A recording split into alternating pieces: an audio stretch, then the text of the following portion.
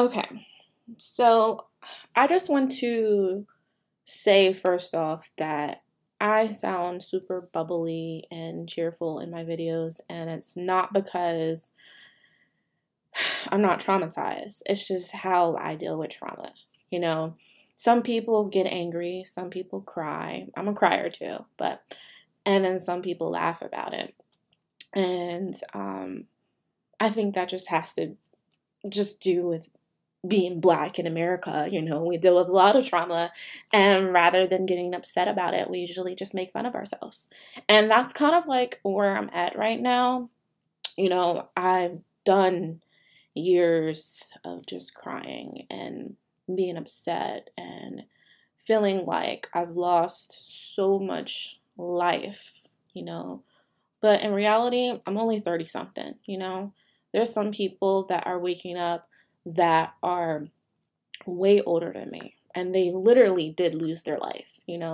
All their life was all within this organization. I look at my mother, she lost her life. I look as my aunts and uncles, like, they've lost their life to this organization, and fortunately I still have another 30 or 40 years of freedom. So, you know, I'm thankful for that. So I'd rather not cry, and I'd rather giggle, and I laugh, but don't take it offensively, or like I don't take the situation seriously, because it is a serious situation growing up within a cult. But this is just how I cope. Okay. So now that I have this disclaimer out, I want to basically explain how I woke myself up. And I would say it's been a 10-year journey. I think what slowed down my process is that, one, my mom, she just wasn't good with money. So we just never had internet access. Number two, I always did what I wanted to do. Like, if I felt the spirit to get drunk or kiss a boy, I just did it. And number three, I don't think I've ever really studied my religion. I never studied the watchtowers. I've never really invested my time really studying the organization. And so I was just kind of there for emotion. I was there for the people that I was with. I love my friends. And when you grow up in the organization and you grow up as a Jehovah's Witness, everything is kind of repetitive, right? So you're learning the exact same thing at 5 as you are at 20 or at 35. None of the information has changed. I remember back in the day, the watchtowers used to really go in depth, right? And then the comments within the congregation, they were really thought out and thoughtful, and was able to touch your heart. And at some point, I would say somewhere when I was in college, so maybe 2010 or something like that, when they said, we're going to simplify everything, and we're going to make everything simple, so that the average person on the street can read and comprehend Jehovah and the love of God. And then that's where, somewhere around that time, my brain just was like, this is boring. This is information for a child. Do the organization think that we're stupid? Well, what about the information for people that's been here for 20, 25 years, 40 years? Like, I think I'm beyond the kindergarten level of Jehovah's Witness. Like, take me to college. I wanna learn the depths of the Bible. So, what I did, oh, and I would like to mention too that I was half listening to the meeting and half studying articles and pioneering at the same time, just for the fact that I was so well versed on the things that you needed to say. Like, I can go out in service, and you know how you have those kids, right, that act up in school because the information they already know?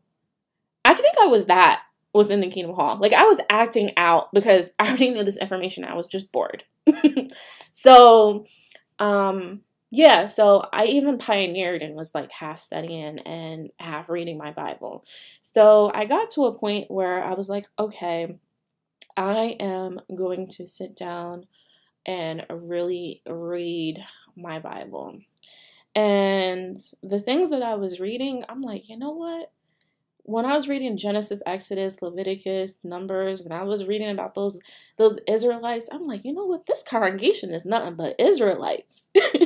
Like, if you really sit down and you think about it, the Israelites, they made rules that were just there to torment the people. They weren't rules that were actually going to benefit them. They were just making up rule after rule after rule, and it was just becoming burdensome. And I remember telling my mom, I'm like, you know, this is how I feel like within the organization. Like, I felt like I was always nitpicked. People were always nitpicking at me.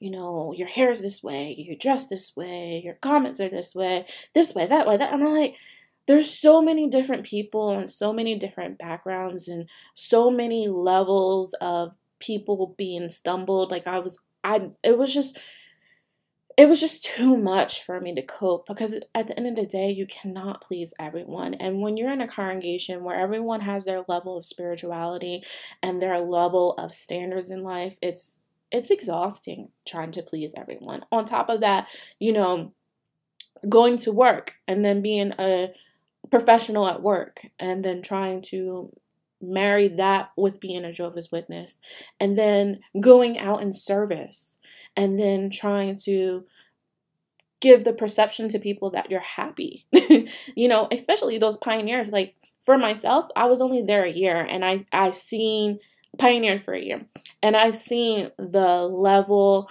of disingenuousness. Like, those pioneers are not happy. They are struggling.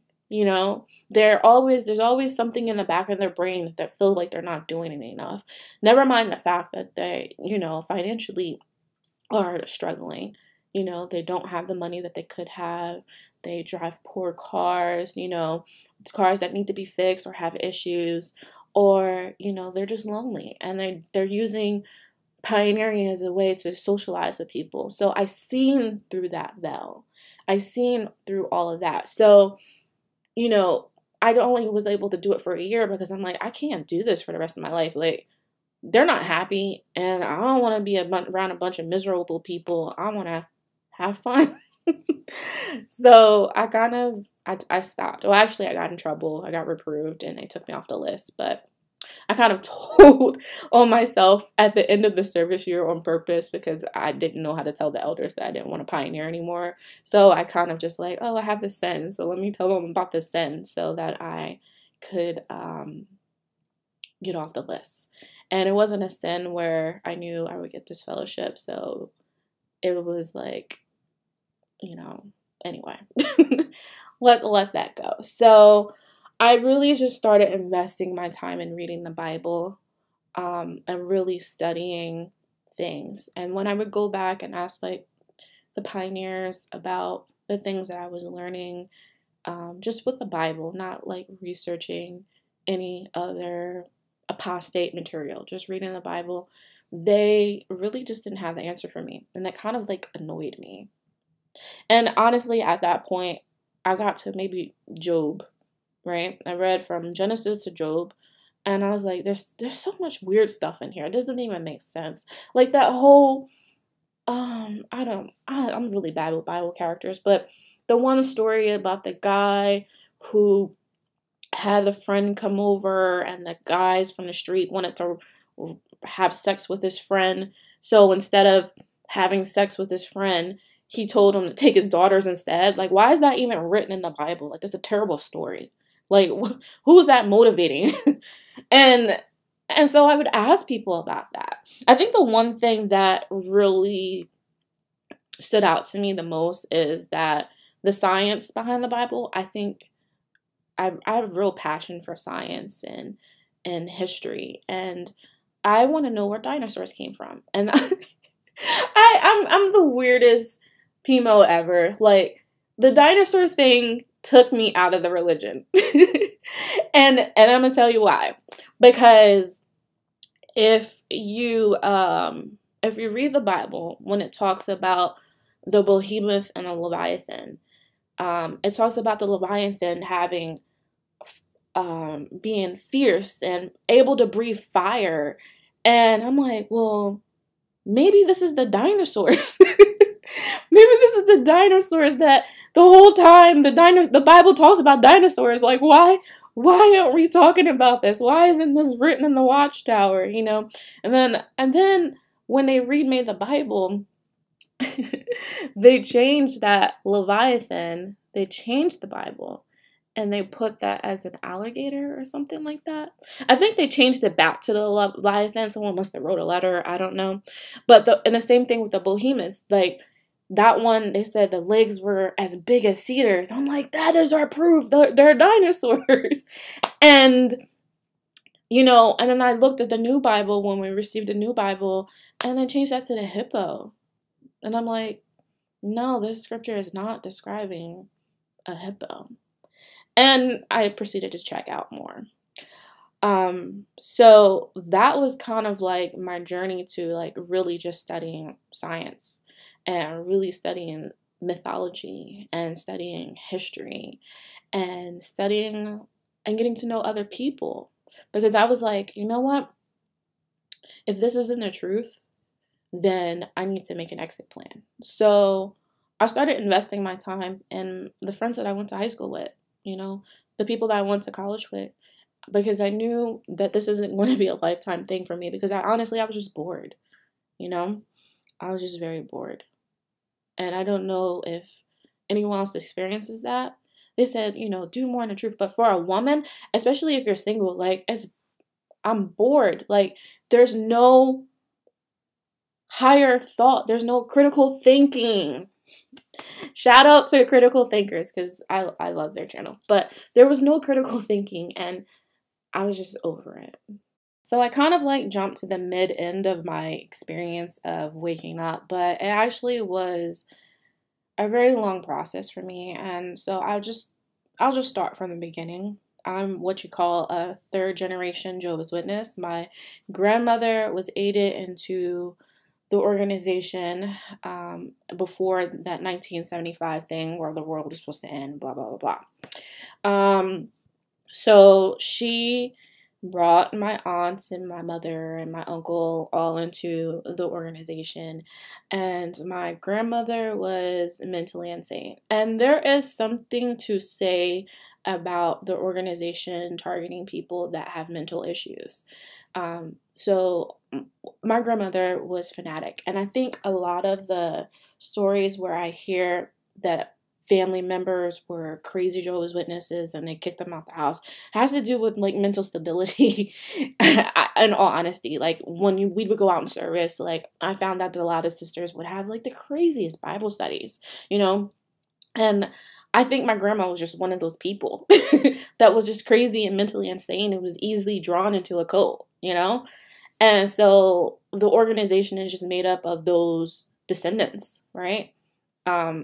But I digress. So anyway, my grandmother got into some type of form of spiritism. And this is why I would never say that God doesn't exist, or, the spirit world doesn't exist and it's all made up, or the Bible doesn't exist, because I was a victim of her, whatever she was practicing, along with being a Jehovah's Witness. So, I will never say that God doesn't exist, with all that being said. So my mom, she raised me to be a Jehovah's Witness, but she never studied with me. And that was because she just didn't have good comprehension skills. She doesn't know how to read that well. And so she never studied with me because she couldn't really read the information that was given to her. And I really feel bad about that, because she's been sucked into a cult because of a disability. Again, the organization targeting people with not only mental disabilities, but also educational disabilities. You're not able to really read and comprehend the material. So, I would just go to the hall and I would go to sleep. And my mom, we get counseled on it all the time. Like, your daughter is always knocked out at the meeting. Like, she's too old for that. So, she would force me to stay awake. So I would stay awake. And like I mentioned before, like, I never really paid attention. I was just there. And I remember telling my mom, I had to be like 10 or 12. And I told her, I'm like, I don't want to be a witness. I don't want to do none of this. And honestly, what changed my mind is that I do have siblings, but I didn't grow up with them. So it was just me and my mom. So um I would be home in the summertime by myself while my mom was at work, and I would just be by myself, and I would just watch, the typical 90s kid television, Maury and Jerry Springer and Ricky Lake and all that stuff. Like, I would just watch that, and that actually is like depressing and boring. And I would call my mom at work and be like, I'm so bored, I can't go outside. She didn't want me to go outside and play with the kids because I didn't have any siblings and I was by myself. So I had cousins that lived the next town over, but I didn't have anybody to pick me up and take me over there because everyone was at work. So what I would do is kind of manipulate the system. My mom was like, well, go out in service. And I was like, oh, well, I can use one of the sisters to drop me off at my cousin's house. So I would go out in service with the sisters, and I'd be like, you know what, can you drop me off at my aunt's house? She's actually closer to the Kingdom Hall than my actual house. So I would go to my aunt's house and then play with my cousins afterwards. So I would wake up early, get dressed, go out in service, and then go to my cousin's house, and my aunt had all the food, and so I was able to eat. Now, I think that was a benefit because my cousins weren't Jehovah's Witness, right? So I actually got to see the scary whirly people, and the scary whirly people were just like me, they were a family. And I'm blessed to have an open-minded mom. She never kept me away from my whirly family members. I've always was able to interact with them and play with them, and I never lived in my own bubble. Like, she always kept me with my family. And my aunt, my aunts and uncles, they all grew up as a witness, but the only people that stayed in the truth was my mom and my uncle. That was an elder, that is an elder that I mentioned earlier. So, that was good for me. But as I went out in service with these sisters, I started to learn the Bible because, again, my mother wasn't studying with me. So I'm like, wow, this is pretty cool. This is good information, right? And then I would go on the Bible studies with people, and I would watch their Bible studies have that light bulb moment. And that would feel so good. Like, it really felt good to me, and I enjoyed it. But along with that, I did have multiple people raising me because my mom wasn't there. I got raised by the entire congregation, and that is a good thing and a bad thing. A good thing is that, I wasn't by myself. I had people to associate with. But a bad thing is my brain was everywhere. Like, my viewpoint in life was everywhere because everyone had their own opinions about how I should dress, how I should wear my hair, how I should talk to people in the ministry. And it honestly gave me extreme anxiety. Like, I enjoyed talking about the Bible. I enjoyed being a Jehovah's Witness at that time. But, people and their opinions really weighed down on me. People and their judgment really weighed down on me. Somewhere in middle school, I guess I started developing a body. And I have a body. I have the small waist, the big boobs, the big butt, the hips, whatever. That's probably going to give me away to some people, but it is what it is. I have a body. And I just remember just being nitpicked about the way that I dressed. And people will come to hall and subtly give me clothes to wear and be like, you can wear this skirt or you can wear this. And that was at the time where pencil skirts were in. So and it gave me a complex about my weight because I was only 135 or 120. I wasn't big. I was just thick, for my age. I looked like a young woman, and I remember a sister, she had 3 boys, and she went and took me to go buy a bathing suit. And she was like, I don't want you wearing that suit. I'm going to go and buy you a bathing suit. And people would just always comment about what I wore to the hall. And it honestly, even to this day, I still have a level of trauma from that because I'm always constantly worried about offending people with the things that I wear. I'm always covered up. And And I would laugh at my husband and my friends. I'm like, I could have easily been an Instagram model and have 1 million followers if I was confident within myself. Not that I want that profession, but I mean, if I just had some type of confidence within myself, I would have carried myself differently.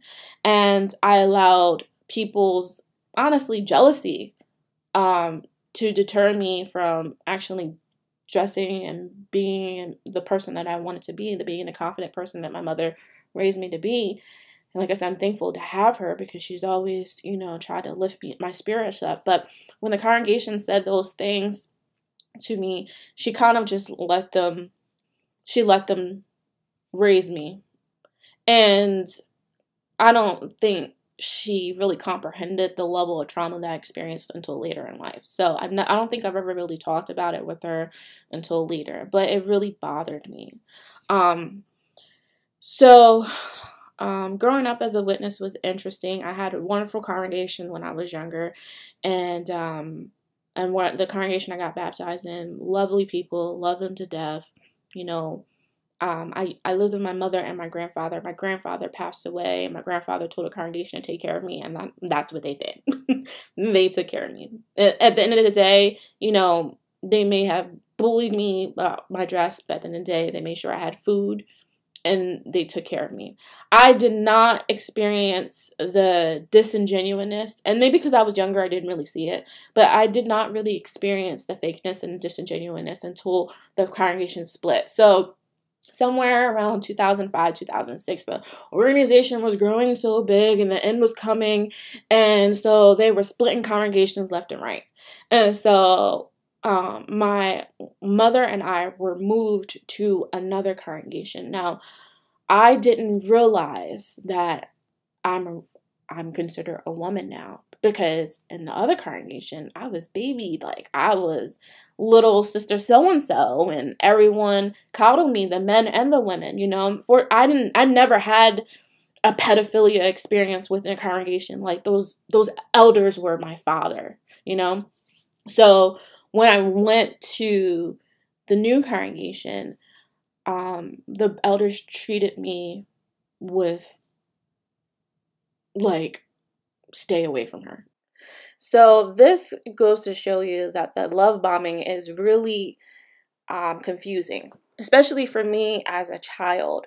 That was the congregation that I grew up in, right? So they coddled me and they took care of me. But when you move to another congregation and they don't know your spiritual history within the organization, that love bombing ceases. It doesn't exist anymore. And then people show you their true colors, and sometimes those colors are not very nice. Sometimes they're just black and white, and they're pretty nasty.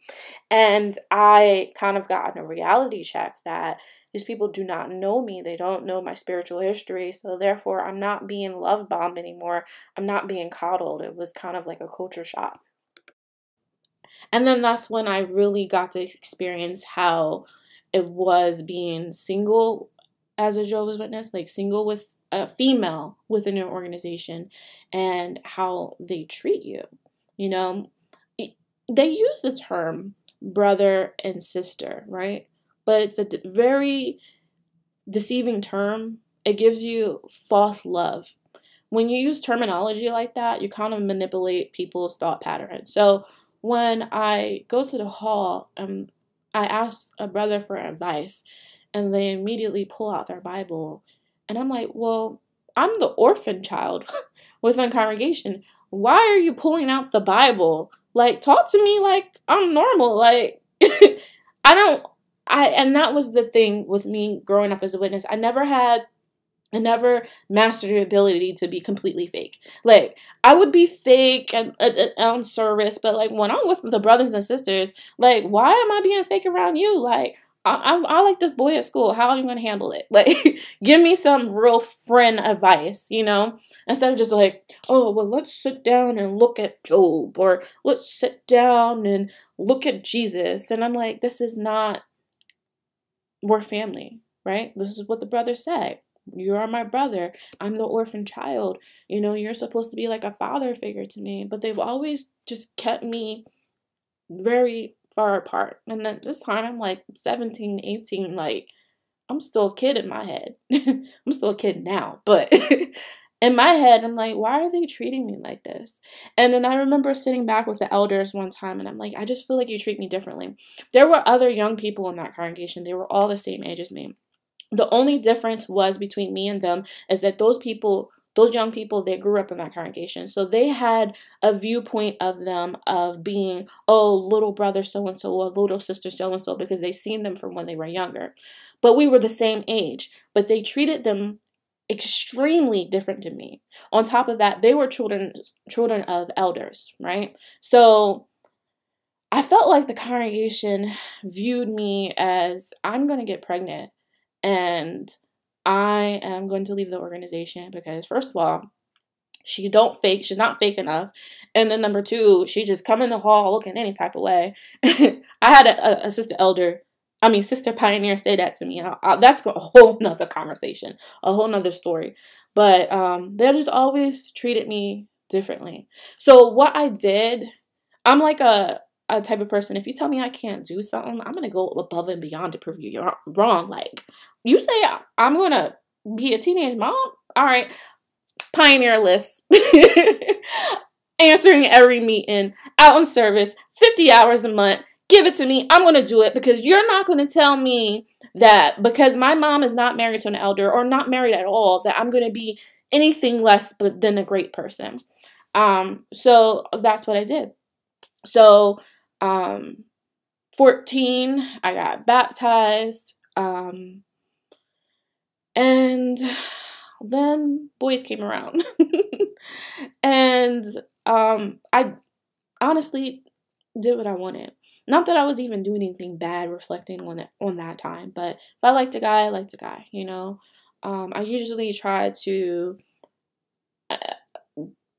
commit sins so with other Jehovah's Witnesses, which actually is a terrible idea, but I thought, oh, well, if they're witnesses, we have the same mindset and we'll only go so far. And you know, for the most part, I've had this understanding about the youth within an organization is they do what they want, and they go to the hall and they go answer and they go out in service and tell people directly opposite of what they learned in the Bible, but then go home and smoke weed or at the strip club or just at the club or getting drunk on the weekends. I remember definitively partying, going out in service Saturday morning, going to the city, staying up until 4 o'clock in the morning, club, drinking, driving 2 hours home from the city,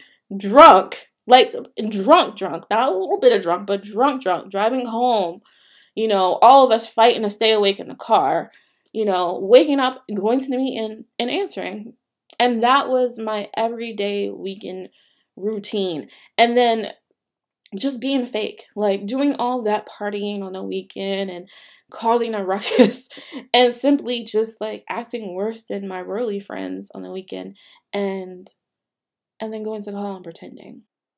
And to further explain how fake people are, I lived in the Northeast, so we had access to Bethelites on a regular basis, and I would be in the club with a Bethelite. So it's hilarious when you think about it. Like, you put on this persona that, you know, you're this type of individual and, you know, you achieve such great things and you're drinking and you're partying with me and you turn around and going back to Bethel. What kind of, like, sense does that make?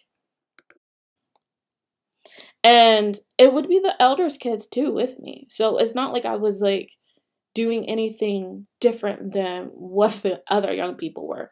And we were all gone service, and we even used to have watchtower studies at my house, you know, or at their house. We'll go and we'll study the watchtower as a collective group of young people and then go to the party afterwards.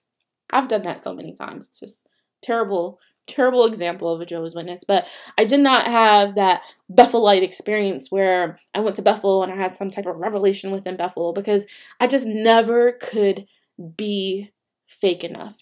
Like I just knew that it wasn't real. Like I knew that it was fake, and I just never could live my life like that. So I was already feeling fake by myself. Like, I guess you could call me a worldly witness because most of all the young people in my area were worldly witnesses.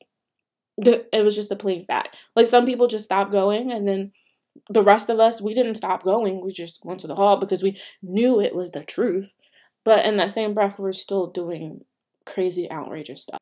And when you grow up in the truth, you understand exactly what I mean when I say there are people that just know that they cannot be a Jehovah's Witness, and then they just leave and you just never hear from them again. Then there's this weird phase where like people get disfellowship, reinstated, and then there's people that just do their stuff on the low and don't say anything. I was part of maybe a little bit between the both, where disfellowship, reinstated crew versus people doing stuff on the low and just not saying anything. Because in our head, for some reason, we really believe that this was like God's organization. But as time is going by and the older I get, I'm actually finding out that some of those people that I actually hung out with are coming back to me and saying like, oh, I don't think this is the truth anymore. And I was like, wow, like we were all in the same scenario and all the same experiences, and we all really tried, because in all honesty, we didn't even have to be there. Like we didn't have to go to the hall, but we went there because we were actually really trying. Yeah, we weren't perfect. We made bad decisions, but we were there for a reason, because we really loved God and we really respected the organization. And when I tell my non-witness friends about, the things that I did as a witness, they look at me crazy like, you did all of that? And I'm like, yeah. And they're like, wow, I would have never done that. I was doing worse stuff with my witness friends than I was with my non-witness friends. Ain't that something? So anyway, I go to that congregation and people just treat me weird. So, I try to be the best witness that I can be. And I just remember just getting exhausted with them. I remember telling an elder, I'm like, I went to an elder straight up and I was like, you treat me and my mom differently. I remember going out in service, and me and my mom was a little bit late to the group, and he already had made the car groups. I guess it was our fault. I don't know, but I still thought it was very disrespectful. He already made the car group. So me and my mom come to the group, and, he was like, okay, we're all going to be in a group together. He had a van, so there was like 5 of them. He was like, okay, we're all going to be in a group together. It was 6 of them specifically. And then 2 of us, me and my mother, come to the group, the service group. And he's like, oh, well, we're going to be on the street on one side of town, and then you and your mother can go on the other street on the other side of town. So 6 people going door to door, safe, together. And then me and my mother, 2 single women, going on another side of town, going door to door by herself. What type of sense does that make? It just didn't make any sense. So that's when I just started being angry. I'm like, even though I'm living this double life or whatever, I'm not that bad of a person. Why do people treat me differently? I'm just doing the same thing that their kids are doing. But for some reason, they're getting parts at the assembly, and they're getting parts on the platform, and they're considered exemplary. And I'm literally practicing the same thing that they are. I am going out in service. I'm maintaining my hours. I'm participating in the meeting. They're able to grow. And I think my problem in life is that if I don't grow, I get anxiety and I get depressed because I'm not moving forward in life.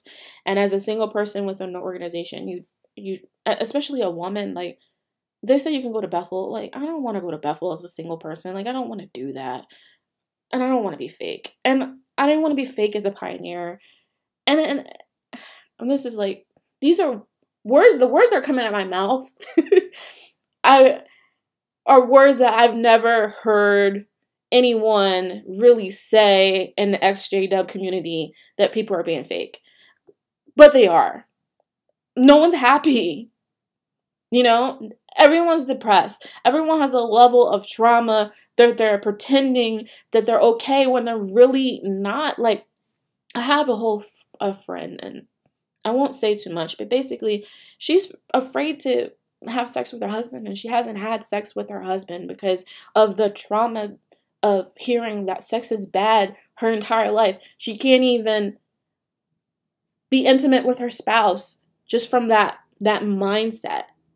Like, that's deep, right? That's a deep problem that she's internalized that, you know? And I think growing up as you can't see my fingers, but quotation worldly witness has actually given me a more balanced viewpoint in life. Like, I can see faith for what it is, and I can see, like, okay, I understand what you mean, but I'm still gonna do my I'm still gonna do my thing this way. Like, my aunt has been disfellowshipped my entire life, and I hear stories of people like, oh, I've never met this family member because they've been disfellowshipped or they weren't a witness. Like, no, my mom, she would talk to my aunt. We'll go chill with my aunt. I would chill with my cousins, her kids. Like, it just is what it was what it was. And I think my family was a lot more balanced in their viewpoint about being a Jehovah's Witness. So, you know, having that layer of balance, I was able to see the organization for what it was. Now, fast forward, again, on the mission to prove people wrong, like, I'm going to get married. So, I'm going to find me a Jehovah Witness brother, and I'm going to marry them. And that kind of actually backfired on me because my husband wasn't baptized when I started dating him. So that's still just kind of put my nail in the coffin. Like, I just know these brothers and sisters just think I'm terrible. But he ended up getting baptized, and then we got married and whatever. But he came around the time that I was really at that point where I was reading my Bible and I was really studying a religion. I was like, you know what, this isn't making sense. I remember being in college, and I think this is why they encourage you not to go to college. But I remember being in college and needing to take a job in sales. And I was like, you know what? This is kind of like all the stuff that I do for field service. I'm like, well, this is kind of weird. Like, all this sales techniques, all this stuff they were teaching me on how to sell this product was the same stuff that I was learning in the Kingdom Hall. And I'm like, that's interesting. And I remember just making a mental note of it. And then maybe 2 years into my relationship with my husband, and again, I dated my husband for 4 years before we got married, so that's another sin on top of these. This is why I never got parts of the assembly. But I remember studying, no, praying. I'm sorry. I remember praying to God. I'm like, you know, I really want to understand the Bible, and I really want to understand the deeper parts of the Bible because I'm so bored, but I know this is your true religion. Like, open the door for me. Like, let me see. Like, let me understand. I just want to learn more. And then I went on YouTube, and remember I was on that whole dinosaur kick. I went on YouTube and I looked up this guy called Rob Skiba, and he really like broke down the history of the Bible, and I was like, wow. Why aren't they teaching us at the hall? And I remember I went to the Metropolitan Museum, and this is interesting. So all the stuff, if you're a person that is into science and stuff and history, that Bible tour at the Metropolitan Museum actually really contradicts everything that they teach us at the hall. Like, the information that I learned at the Metropolitan Museum was actually really great, in-depth Bible information, things that they should really be teaching in the Watchtower, really be teaching at the hall, but they don't. They keep it super simple, super basic. But all religion, just to sum it up, is based on Mesopotamia. Every religion is basically the same. And when you step out your bubble and you talk to other people of different faiths, of Catholics, Muslims, other Christians groups, we all, well, I don't even want to include myself in we, but they all have the basic concept. You know, they all are the same. You know, it's just different titles and different ways of practice, but at the end of the day, it's all the same. And that just made me really think. I'm like, you know what? there's something not right. Have you seen that? Off topic. There's an episode of My Wife and Kids. If you've seen it, this is me being silly again, but this is me how I'm masking my trauma because I can cry in 2 seconds. So I won't go there. So I'm gonna talk about. I'm gonna change the subject for a half a second, but. There was an episode of My Wife and Kids, and Betty White was on the episode, and she was supposed to be the perfect nanny. And Jay, she would get jealous. She would be like, "Well, the nanny would make pancakes for the family, and the family would like, oh, nanny so and so's pancakes are delicious." And Jay would make her pancakes, and the people would taste it, and the family would taste it, and they would be like, something ain't right, something ain't right. And then the nanny would sprinkle her little powdered sugar on top of it. And they're like, oh, that's what was missing. That's what was missing. This ain't right, mama. What you mean it's not right? And I'm all up in here? Something missing all up in here. This is how I always make mommy's compliments. It's mommy's compliments. Mrs. Hopkins' Oh, can't touch Hopkins. Oh, I'm sure it's as good as mine. Taste it. This ain't right.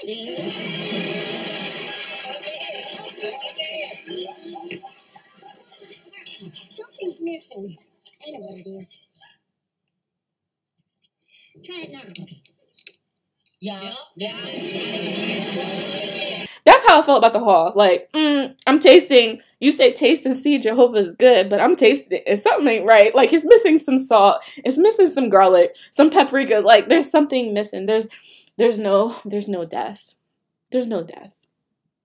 So it wasn't until I got into like some serious trouble, where I basically did get disfellowshipped. Ask any other Jehovah's Witness, they basically said I didn't get what I deserved. Now, remind you, these are the same people that were doing the same sins as me, but for some reason, I didn't get what I deserved. The crazy thing about the whole situation is that back in the day, like people have 2 different viewpoints of me. So back in the day when I used to hang out with the pioneers, people called me super spiritual, and I was too spiritual, right? So, and I kind of was like bullied with that, and people like avoided me and judged me, and I didn't really have that many friends. All of my friends were like 50, 60, 70, 80. But I got bored of that. So I started to do what the other young witnesses were doing, meaning living a double life. I really didn't live a double life by choice. I was just tired of hanging out with old people. So I'm like, all right, well, they're drinking and partying and they're okay with it. So let me just pretend I'm okay with it too. And then before you know it, I stopped pretending and it actually just became part of my lifestyle. And so the irony in that is that the same people that viewed me as super spiritual sister pioneer and fast forward to today saying like, oh no, I'm bad association, you shouldn't hang out with me. And I'm like, you're the one that introduced me to this lifestyle, but whatever, I guess I'm just a bad association.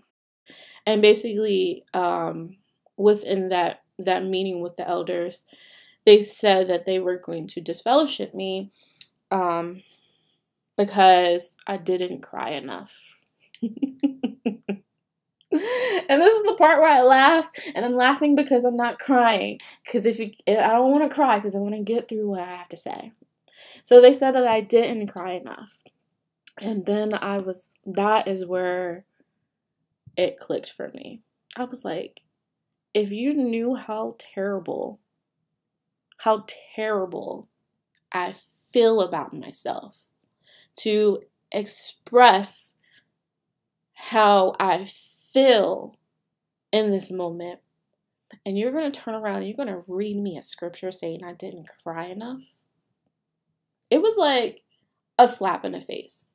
And I did not feel a slap in the face from my God, because I felt like in that moment my God told me to tell him myself. So it was like, no, you guys are just men. And then I already felt everyone was fake and the whole organization was fake. I already felt that way, but I was just going through the motions.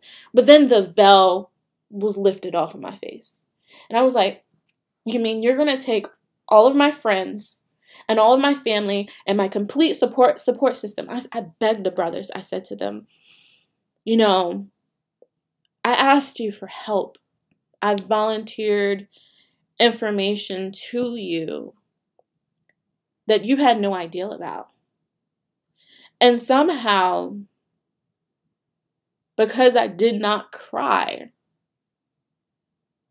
you felt that I needed to be disfellowshipped, that I need to be cut off from my support system who's going to help me. And they proceeded to read a scripture saying, well, Job was by himself, so you can do it too.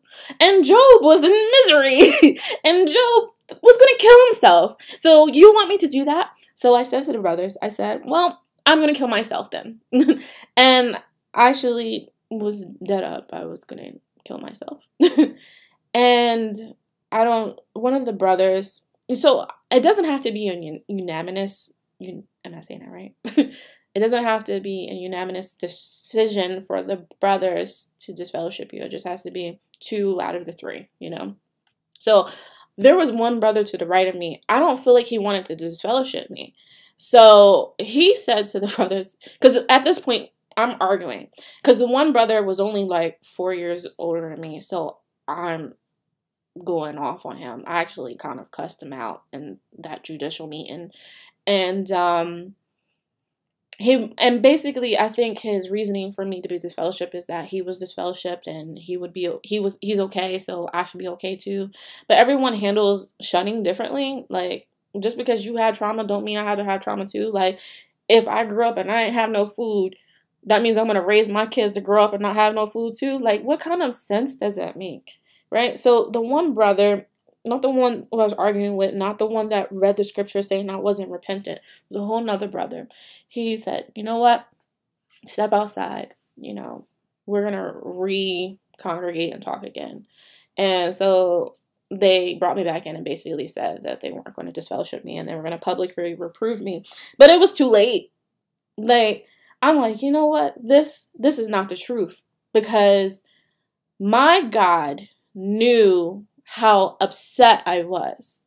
My God knew how low I felt about myself. My God understood the reason why I did not cry is because I wanted to express myself clearly, so I didn't leave things out, because there's plenty of stories where people have left information out and then the brothers came back, brought them back in, and disfellowshipped them.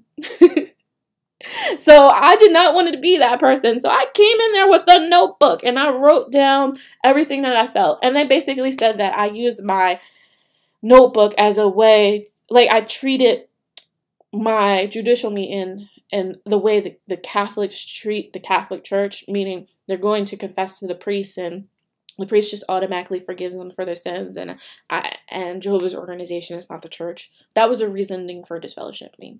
And the only reason why I didn't get disfellowship is because my spouse was reproved earlier that week for the same sin. And I brought that out to them. I said, my spouse did the exact same thing as me. Why is he not disfellowship and I am? Because according to the Bible, according to Jehovah's Witness doctrine, a sin is a sin.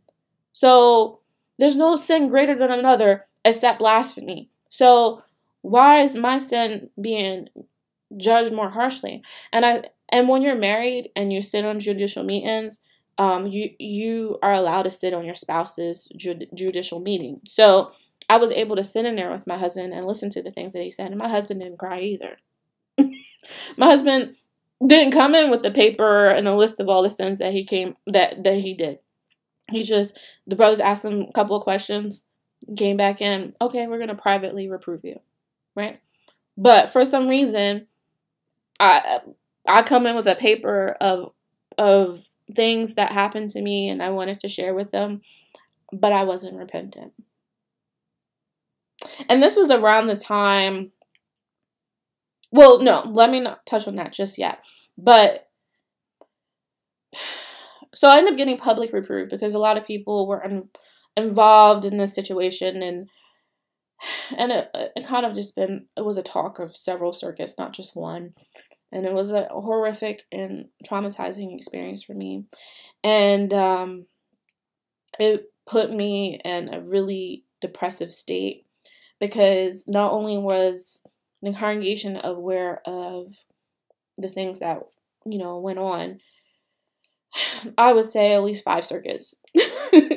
Because I was a social bee. I was jumping around from city to city. So people knew who I was. People knew the situation, basically. And it was embarrassing. It was a terrible, terrible, terrible experience. And how many years later is it? Like 4 years later, and I still can cry about it. This is why, I giggle a lot. Because if I don't giggle, I'll break down in tears.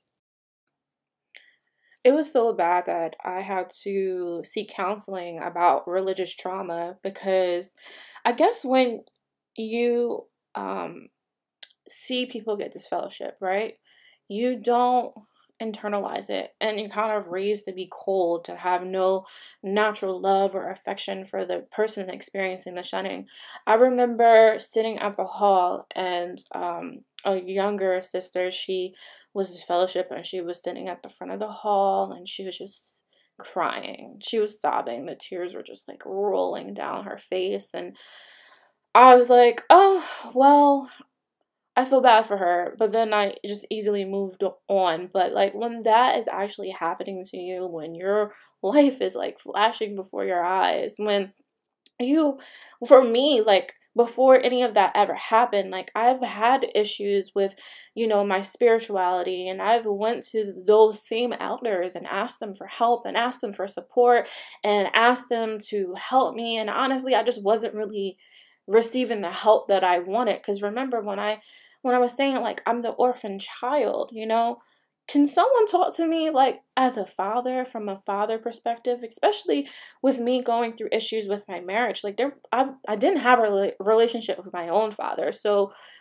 asking men for advice on how to handle, this situation with my marriage or this situation with my relationship, honestly, I would just get the book thrown at me. Honestly, and what I mean by the book, just the Bible. They weren't talking to me as a human being. They were just reading me scriptures, and that just annoyed the heck out of me. And honestly, I just stopped trying.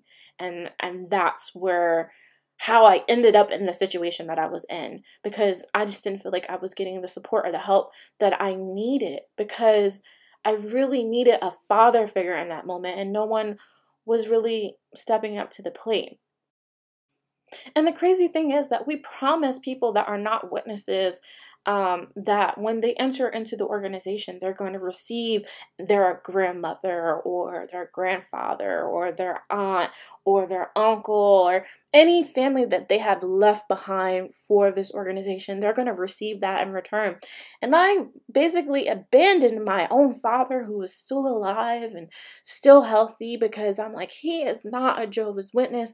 And plus, I already had some issues with him anyway, but like, I'm like, that just gave me a bigger excuse not to associate with him, because he wasn't a Jehovah's Witness, in all honesty. And I think about all that time, like I could have spent with him. Now, this is terrible, but like, he has dementia. I missed out on all of that time with him because the brothers wanted me to focus on spending time with the people within the congregation. And I missed out on the good parts of my dad because he wasn't a Jehovah Witness. And that's just like so freaking terrible to me. Like, that my father is here alive and in person, and he can give me the advice on how to handle my husband, but because he's coming from a non-witness perspective, I'm not allowed to ask him. Like, that doesn't even make any sense. When you're already at a low, when you already feel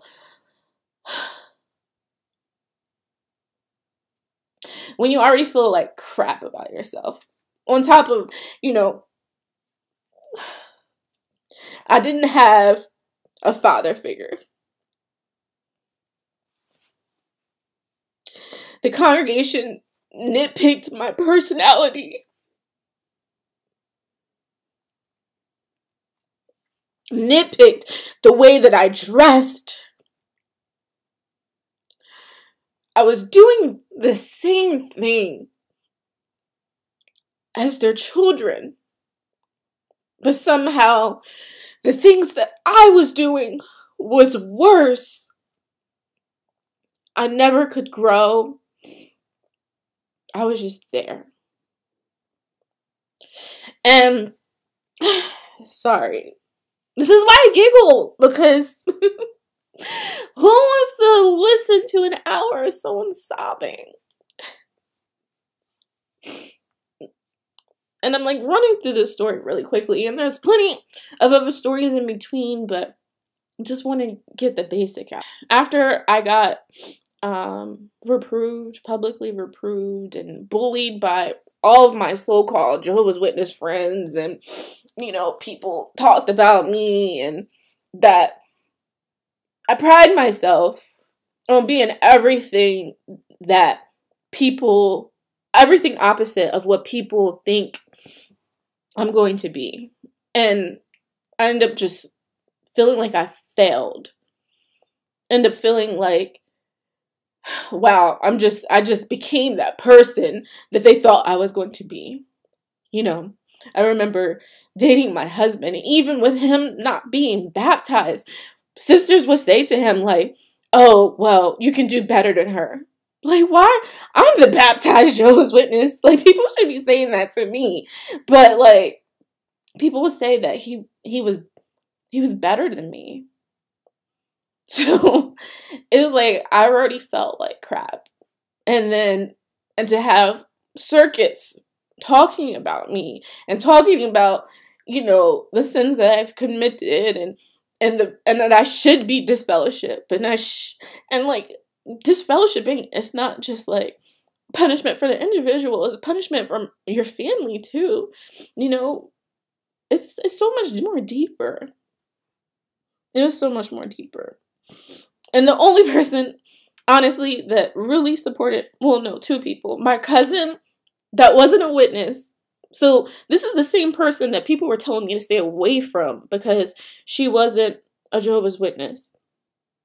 Right? And I should hang out with witnesses. Almost all of my witness friends stopped talking to me.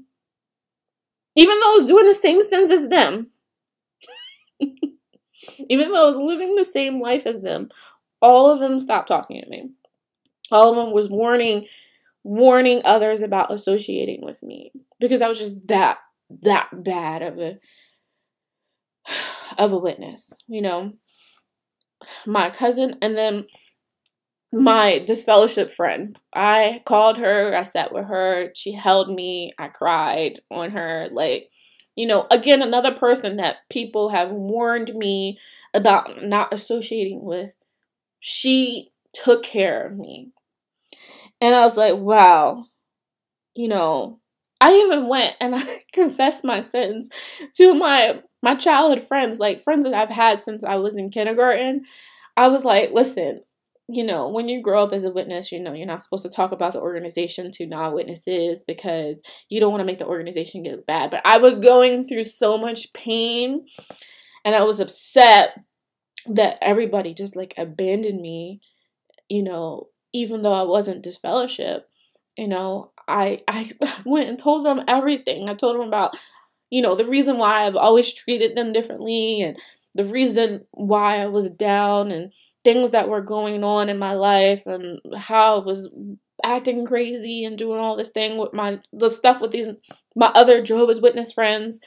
And they would look at me and I'm like, girl, like, I didn't know you were going through all of this. Yeah, you were crazy. You were doing too much. And I'm like, wow, these people are not Jehovah's Witnesses, and they're saying this is crazy. Why am I doing all this? And then I had a revelation. So there's something to say about being told every convention, every assembly, every meeting that if you leave the organization that you're gonna go crazy, right? And I had to really digest in that moment, because I spent the majority of my life pretending to be someone that I was not. I pretended at work. I pretended at the hall. I pretended out in service. I pretended even with my non-witness friends. I still was a level of a Jehovah's Witness with them as well. I was pretending all the time. And when I finally got a level of freedom, when I would hang out with my witness friends and we all knew that we were Jehovah's Witnesses, but we still gonna go to this club, like, that was the only time I felt free. So when I felt free, I was free. And I did the most when I really didn't need to. Because at the end of the day, that wasn't me. It was because I was told that I was going to wild out and I was going to do crazy things within the hall, that I proceeded to do those things when I knew I was doing something I wasn't supposed to do. So I, at that moment, had to figure out who I wanted to be. I knew for myself that the path that I was going down with my Jehovah's Witness friends, and the things that, the sins that I've committed were all with Jehovah's Witnesses. Okay? I wasn't hanging out with non-witnesses. My non-witnesses friends are like the most beautiful, mild-tempered. They will never put me in any crazy, outrageous situation. But my witness friends, they will let you pass out in a club. But the reason why they'll pick you up because they don't want to be in the back of the B school being counseled because I got raped. So they'll make sure I'm okay. But at the end of the day, I was doing the craziest stuff with them. So I had to figure out who I wanted to be. And this all happened in 2018. And now it's 2021. And I'm still figuring it out. I don't know who I want to be. I do have like urges to party and hang out. But at the end of the day, am I that super wild and crazy person that I once was? No, I'm not that person at all. I was easily influenced by a certain group of people, and that's just honestly just not who I am.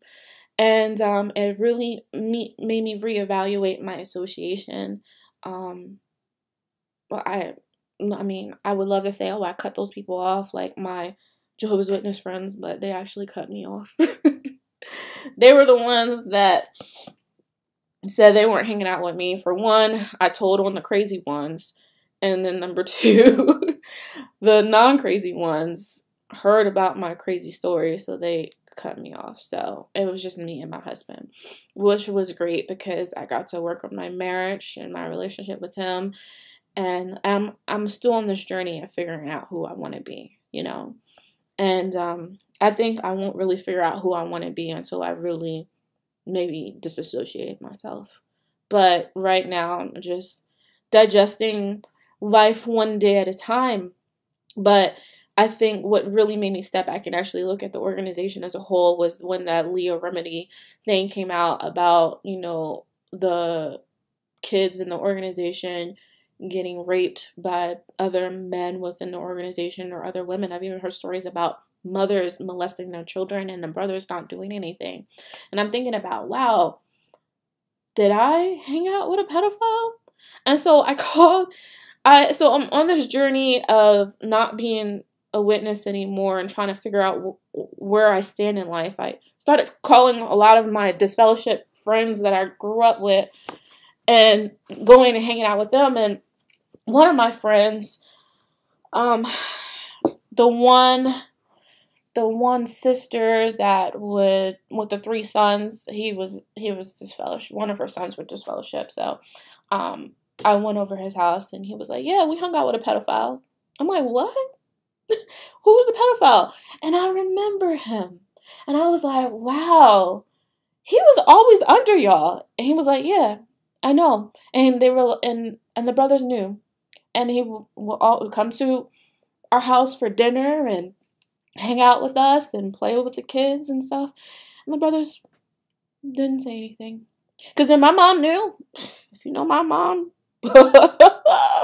you ain't touching me. And that's probably why I never had one of those experiences about being sexually abused, because people are afraid of my mother. So that's one thing I didn't have to worry about. Like, I've never been sexually abused in my life, and I attribute that to my mom. She will knock you out. she'll kill you. So I don't have to worry about that. But the fact that the elders let us hang out with this brother, I mean, he was maybe 7 or 8 years older than us, but he was still a pedophile. And they let us hang out with him. And I was really taken back about it. And then I had to think about stories about another brother who used to pick me up for service all the time. And he was like 8 years older than me. And he waited until I turned 18 to want to date me. And he was like 25. And honestly, looking back on that, that was extremely inappropriate. Maybe I'll share that for another story. Not to trash him, but it's like, why are you trying to date an 18-year-old? And just reflecting back on that and all those things, along with, you know, really just breaking the idea of what a cult is. Even right now, when I say that I grew up in a cult, it kind of just gives me the heebs a bit. Because I'm like, am I really okay with digesting that idea that I did grow up in a cult, even though Jehovah's Witnesses check off all the marks of being a cult? It's kind of like scary. It's very scary. So right now, I'm in this limbo phase. I haven't been out in service since that judicial meeting. And I just couldn't, like, how can I preach to you that this is the truth? And I don't know where I'm at right now either. So, and honestly, you know, for this being a congregation full of love and we're going to take care of our brothers and sisters, they gave me my privileges back and I didn't even turn in any time. I was actually surprised about that. I'm like, well, how are you going to give me my privileges back? I really wasn't even going to the meeting and I wasn't even terminating time and they gave me my privileges back. So I thought I was going to be reproved for a year the way they were talking about me, but it was only 6 months. And then after that, that congregation, and so the funny thing is they split the congregations and then only to merge them back together and then sell Kingdom Hall. So all this growth that was supposedly there is not really there because they're selling Kingdom Halls and they're merging congregations together. So that congregation ended up getting merged with another one and I was able to like disappear. So for so much for love, because I could be really spiritually weak and no one has literally checked on me. No one cares about me. And I guess, you know, that's a good thing. I honestly felt that way my entire spiritual career as a Jehovah's Witness. I don't feel like anybody really cared about me on that level to make sure I made it to the hall. No one really cared. So fortunately enough, even though I grew up within the congregation, I kind of can just disappear. So I still have my family that are witnesses. I've talked to them about how I felt. I actually have a little bit of a smooth sailing in comparison to some of the stories that I've heard. But all that being said, that is my Jehovah's Witness experience. I tried to giggle enough so that it would block the tears, but the tears came out at the end.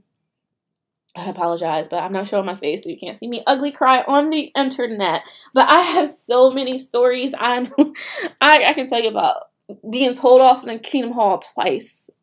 You know, about that brother who basically groomed me to date me. But good thing I have like a good head on my shoulders and was like, no, I'm not dating and marrying a 25-year-old at 18. I'm not doing that. You know, I have so many stories, pioneer stories of just them being unhappy and it's not real.